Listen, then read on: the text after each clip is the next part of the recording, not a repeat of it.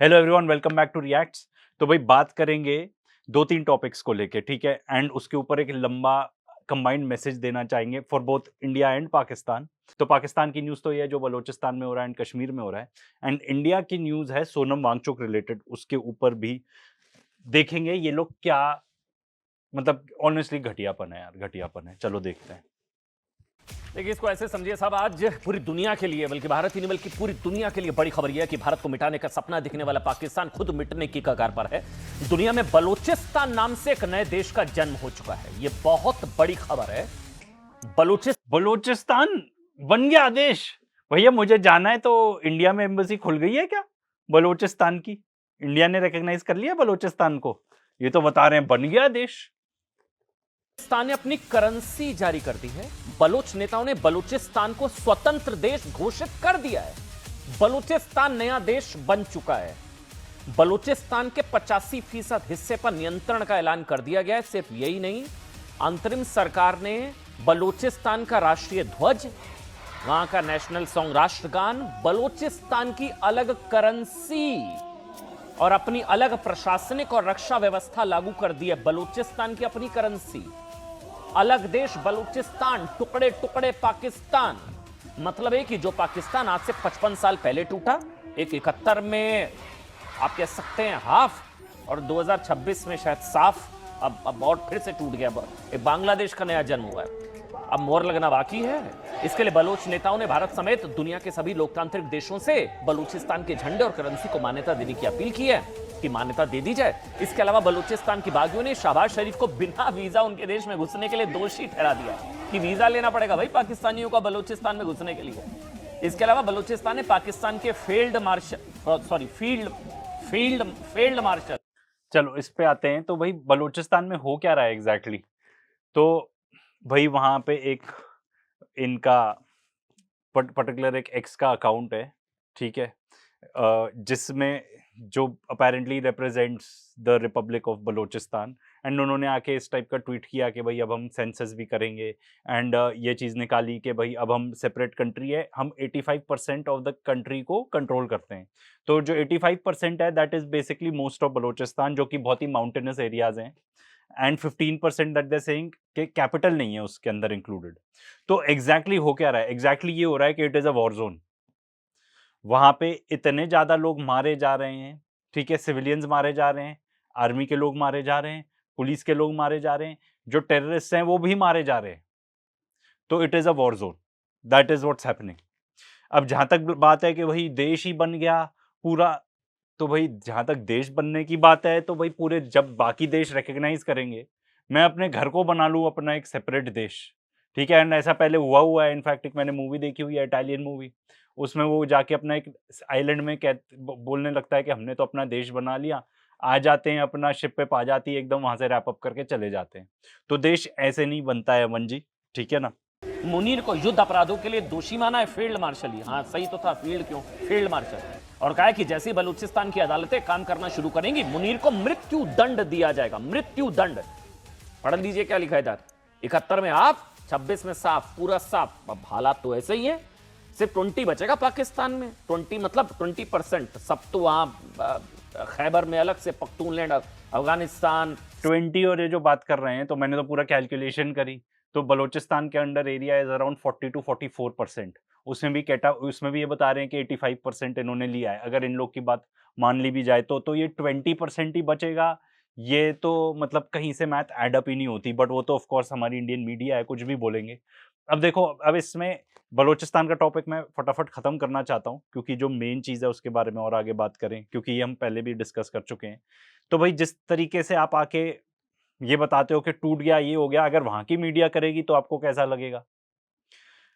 Secondly, वहां पे लोग इंडिया को ब्लेम करते हैं इस चीज के लिए कि भाई इंडिया करा रहा है ये सब। अफगानिस्तान से आते हैं लोग एंड इंडिया फाइनेंस्ड है। तो भाई अगर ऐसा है तो इंटरनेशनल फोरम में रेस करें। आज के डेट में तो वैसे भी पाकिस्तानी डिप्लोमेसी इंडियन डिप्लोमेसी से काफी बेहतर ही परफॉर्म कर रही है। You are in touch with almost everyone. जितने भी बड़े बड़े देश हैं उनसे, चाहे वो ट्रम्प हो, ठीक है, अमेरिकन की बात हो, जो आपका पड़ोसी देश है ईरान, उनसे भी आपकी अच्छी है, चाइना से तो अच्छी है ही है, अब तो रशिया से भी अच्छी है। तो ये जो कि भाई इंटरनेशनली कभी रिकॉग्नाइज हो पाएगा, ये आई डोंट बिलीव कि हो पाएगा।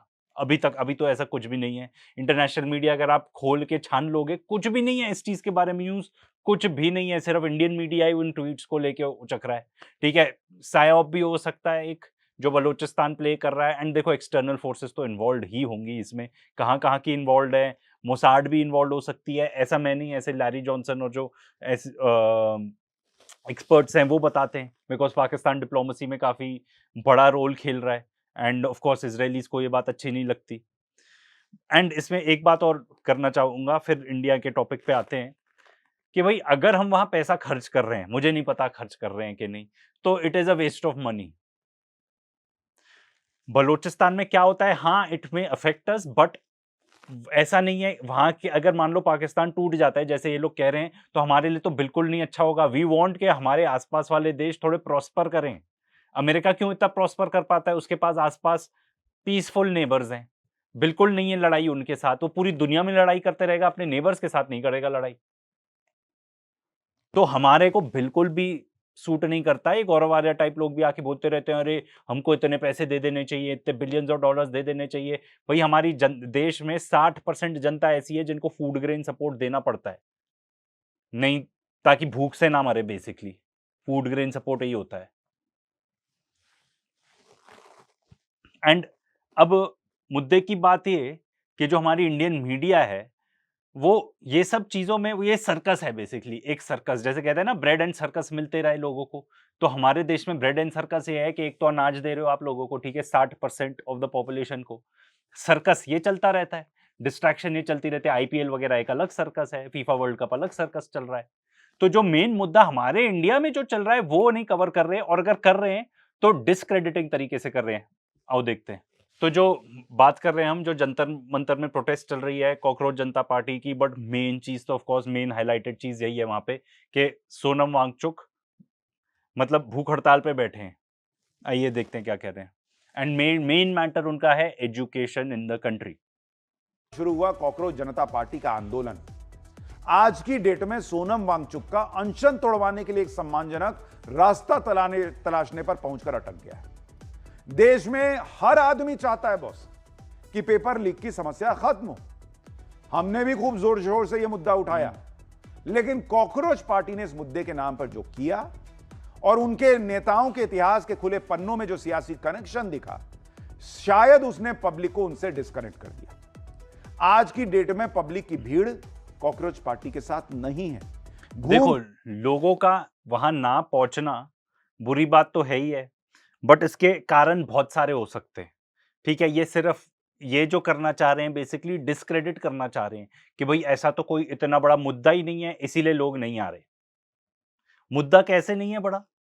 जब पेपर लीक हो रहे हैं, अगर एक स्टूडेंट है, ठीक है, इमेजिन करो 18-19 साल का, अब वो कह रहा है कि भाई मेरे को उसके लिए अपनी लाइफ बेटर करने का तरीका क्या है, ठीक है। हर कोई तो उतना फॉर्चुनेट होता नहीं कि भाई कि भाई अपने को फैमिली, हर कोई तो अमीर फैमिली में पैदा होता नहीं है, ठीक है। उसके लिए क्या तरीका है कि मैं पढ़ लिख जाऊं, अच्छे कॉलेज में मेरी एंट्री हो जाए, या मेरे अच्छी जॉब लग जाए। हर चीज के ऊपर एग्जाम हर चीज के लिए एग्जाम लगते हैं। अब वो एग्जाम ही फेयर नहीं है, तो फिर मतलब माहौल भी एक तो ऐसा बनता जा रहा है अब हमारे यहाँ पे, कि चाहे आप बिजनेस कर रहे हो, नौकरी कर रहे हो, ठीक है, आप चाहे पेपर पेपर भी कहीं आपको देना है, तो भाई चीटिंग से सब चीजें पॉसिबल है। तो एक चीटर्स माइंडसेट हमारे देश में बनता जा रहा है। एंड ये सब चीज आपको ऐसे दिखती है कि जो हमारे यहाँ पे स्टॉक मार्केट में भी कुछ लिस्टेड कंपनीज हैं, ठीक है, वो फर्जी कंपनीज हैं। अपेरेंटली हजार हजार परसेंट का रिटर्न दे रही है, असली में है ही नहीं कंपनी। राजेश एक्सपोर्ट्स देख लो, इस सब टाइप के स्कैम्स होते रहते हैं, ठीक है। बिजनेस में ये हो गए। तो अगर जो बच्चा है वो सोचता है कि यार मेरे को इतनी मेहनत क्यों करनी, मैं तो ना अपना पेपर लीक हो रहा है, बस पैसे इकट्ठे कर लूं तो मेरी लाइफ सेट हो जाएगी। एंड वो जो बंदा ऐसे इस तरीके से करप्शन करके, चीटिंग करके डॉक्टर बनता है, इंजीनियर बनता है, या कोई सरकारी नौकरी पे पहुंचता है, तो सबसे पहले वो क्या करेगा? सबसे पहले वो जाएगा, कहेगा अच्छा मेरे को और करप्शन कर। सबसे पहले तो उसको कुछ आता नहीं होगा खास।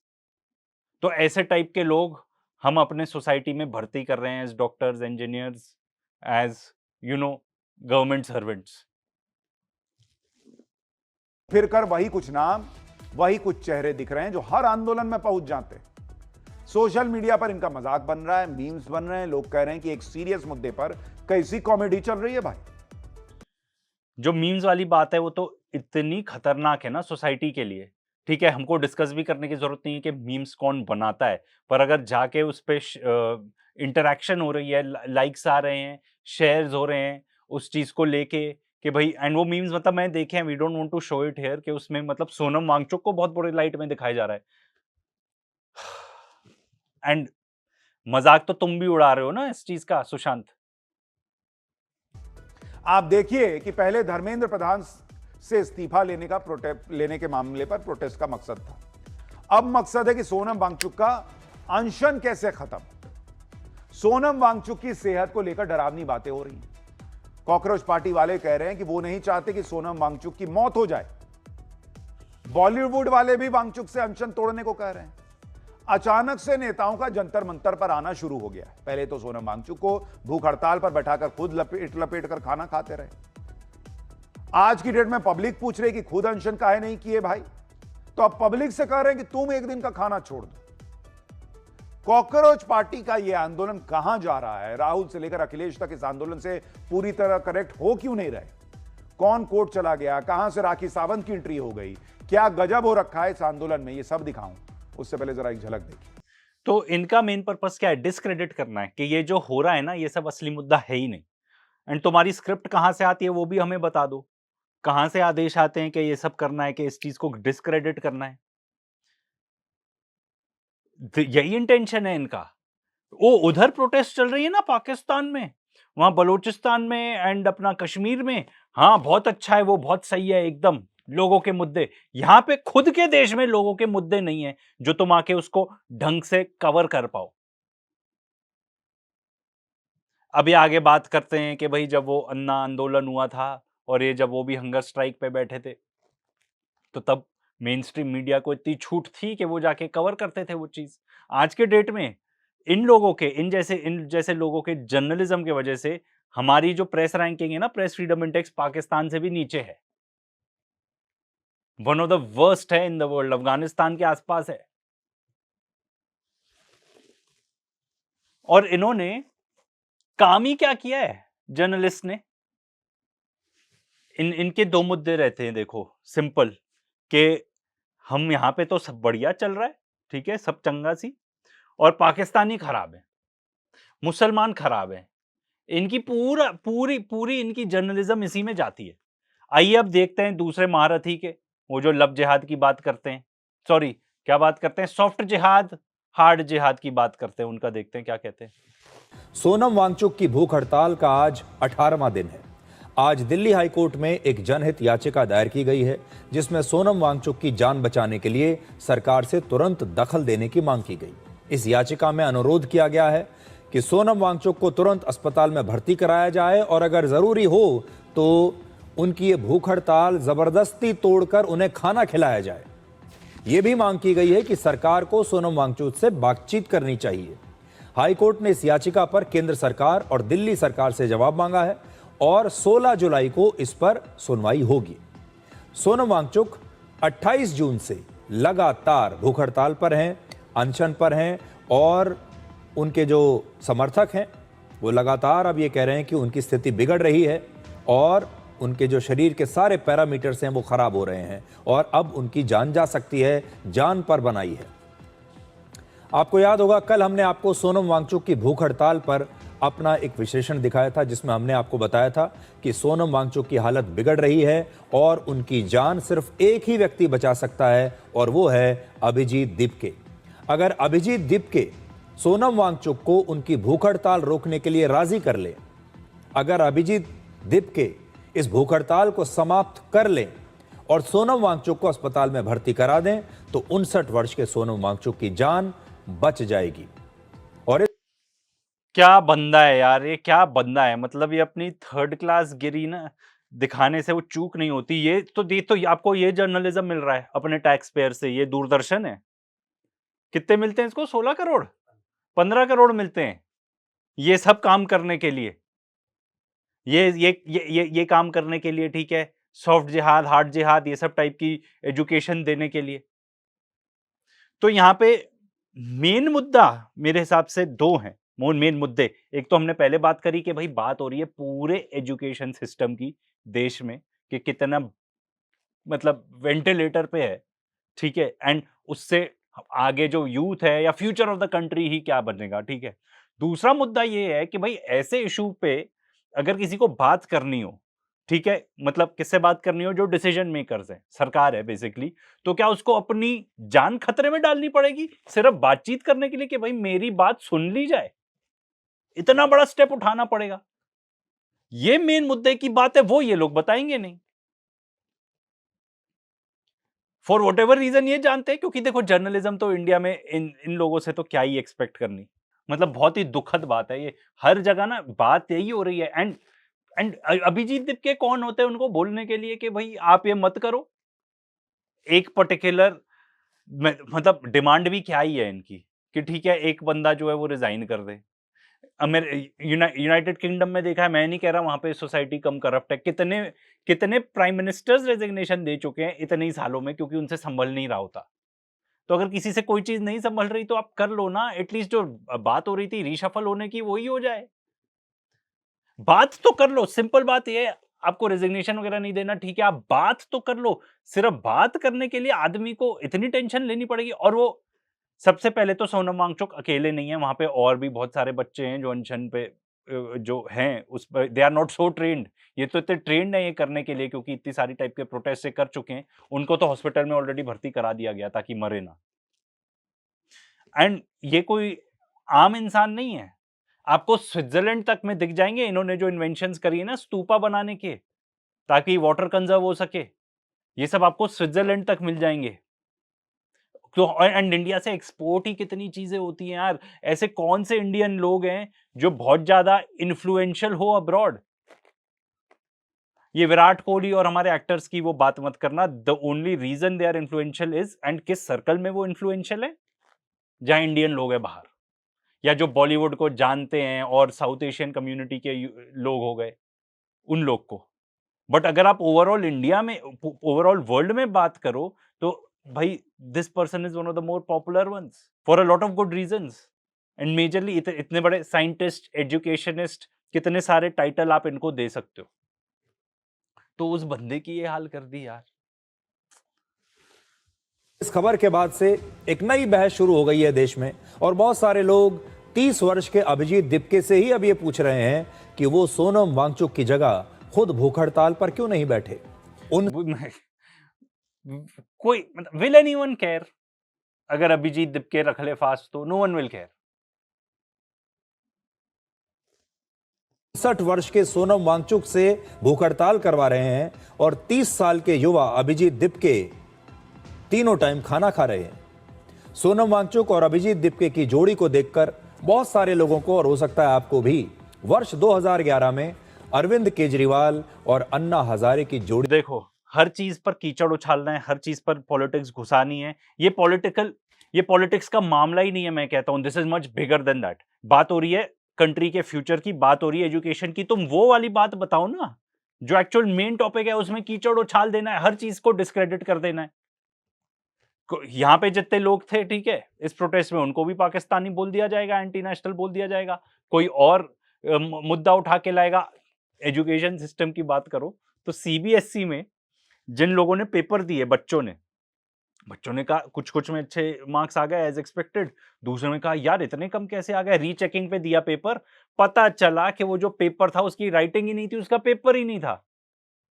19 साल के बच्चे, ठीक है, होनहार बच्चे होंगे, मैं तो उस पर डाउट ही नहीं कर रहा हूं बिल्कुल, जाके हैक कर लिया भाई सीबीएसई का पूरा पोर्टल। कहता है मेरे को इतना तक एक्सेस मिल गया कि मैं जाके जो मार्क्स है ना लोगों के वो तक ऑल्टर कर सकता हूं। तो भाई ये जो प्रॉब्लम है, इतनी बड़ी प्रॉब्लम है, तो कहीं ना कहीं उसको देखो यार, जो डिसीजन मेकर्स है उनका तो क्या ही बोलना। तुम एज जर्नलिस्ट तुम लेते हो 15 करोड़ रुपए टैक्स पेयर के, ठीक है, कुछ तो ये वाला मुद्दा उठा के बता दो कि भाई ऐसा मुद्दा है, इसके ऊपर बातचीत क्यों नहीं होनी चाहिए। देखो इस वजह से ना जो हमारी पूरी इंडियन सोसाइटी है ना, गंवारों की सोसाइटी बनती जा रही है एकदम। और जो पढ़े लिखे लोग हैं वो भी पढ़े लिखे गंवार हैं, मुझे मिलते रहते हैं, ठीक है, मेरे एक्सटेंडेड फैमिली और यहाँ पे ही हैं। बात करो, चलो हमारा जो एकदम ट्रेडिशनल टॉपिक है K-rated का, उसी के बारे में बात कर लेते हैं, इजराइल के बारे में। वो क्या करे, वो तो आसपास मुसलमानों के देशों से घिरा हुआ है। एक ढेले की अकल नहीं, ऊपर से गोबर ये और भर देते हो, ये न्यूज चैनल वाले। खत्म हो रही है भाई इंडियन सोसाइटी। यहां से लोग बाहर जाते हैं टूरिज्म करने, वियतनाम का एक वीडियो आ रहा है, वैंडलाइज कर रहे हैं भाई रेस्टोरेंट। अरे तुम्हारी कोई भी आर्ग्यूमेंट हुई हो, चलो even if you are right, जाके तोड़फोड़ क्यों कर रहे हो रेस्टोरेंट में? आम बातें हो गई हैं ये, आम बातें। Indian society is in ruins, मैं तो बताऊं। एंड अगर आज जाके, और स्कूल्स, सरकारी स्कूल का तो हाल ही क्या बताओ, ठीक है, छत गिर जाती है, बच्चे मर जाते हैं। और सोसाइटी, और जो सरकारी स्कूल हैं एक्चुअली कम होते जा रहे हैं, एंड जो प्राइवेट स्कूल्स हैं वो तो लोग अफोर्ड भी नहीं कर पाएंगे, ज्यादातर लोग। कॉस्ट ऑफ लिविंग वैसे ही इतनी ज्यादा बढ़ गई है। ये सब कोई मुद्दे नहीं है अकॉर्डिंग टू देम। कीचड़ उछाल दो, पॉलिटिक्स इन्वॉल्व कर दो उसमें। अरे यार, कोई ये सब बात ही नहीं कर रहा है कि पहले ऐसे हुआ। ये सिंपल मुद्दा है, कंट्री का फ्यूचर दांव पे लगा है।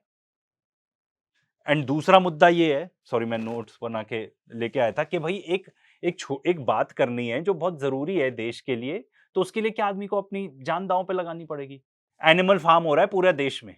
पहले बोला जाएगा ऐसे कैसे हो सकता है, हमारे यहाँ पे इतना ज्यादा बीफ एक्सपोर्ट होता है, ये गर्व से बताती है सरकार के फर्स्ट नंबर 1 है हम बीफ एक्सपोर्ट करने में। आज के डेट में बताते हैं गर्व की बात है, देखो हम सेकंड नंबर बीफ एक्सपोर्टर बन गए। इसका मतलब जो चीजें पहले बोली जाती थी कि गलत है, ये है, आज उस चीज को भी सच मान लिया, और लोग इतने ज्यादा अंधे हो गए हैं, लोगों के दिमाग में एकदम गोबर भर चुका है कि उसको भी कह रहे हैं हाँ very good very good very good. देखो एंड में मैं ये बोलना चाहूंगा कि पीसफुल चीज है, इसको पीसफुली निपटा लिया जाए, बेहतर है। नहीं तो आप लोगों को क्या बता रहे हो कि पीसफुली, तो हम किसी की बात ही नहीं मानेंगे। चलो अंटिल नेक्स्ट टाइम।